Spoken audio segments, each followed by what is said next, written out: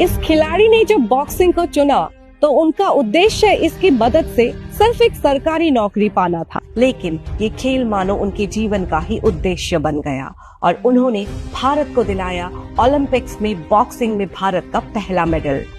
ये कहानी है विजेंदर सिंह की, वो विजेंदर सिंह जिन्होंने भारतीय मुक्केबाजी के पटकथा को हमेशा के लिए बदल दिया।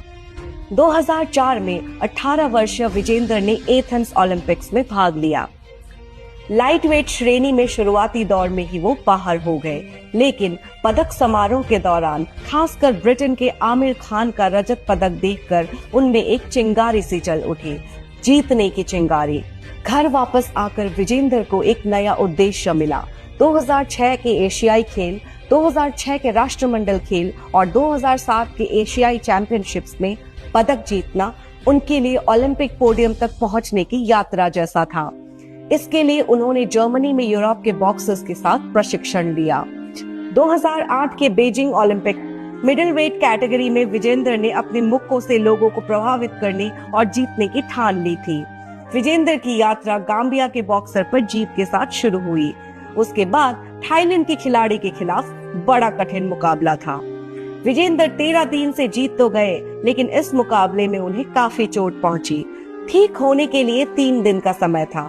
विजेंदर ने समय नहीं गवाया, खुद को स्वस्थ रखने पर ध्यान केंद्रित तो किया, साथ ही उन्हें अपने आप को मानसिक रूप से मजबूत बनाना था। आखिर पदक जो भारत के लिए लाना था। इक्वेडर के कार्लोस गंगोरा के खिलाफ विजेंदर के क्वार्टर फाइनल मुकाबले में उनकी कड़ी परीक्षा ली।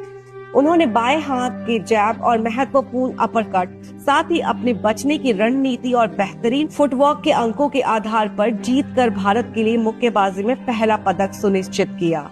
हालांकि 22 अगस्त 2008 को विजेंदर सेमीफाइनल्स में पराजित तो हुए, लेकिन उन्होंने बड़े गर्व से कांस्य पदक को साझा किया। 2009 में विजेंदर को इंटरनेशनल बॉक्सिंग एसोसिएशन ने अपनी वार्षिक मिडिल वेट सूची में विश्व में प्रथम बॉक्सर के रूप में नामित किया। इसी साल उन्हें मेजर ध्यानचंद खेल रत्न पुरस्कार और 2010 में पद्मश्री से भी नवाजा गया।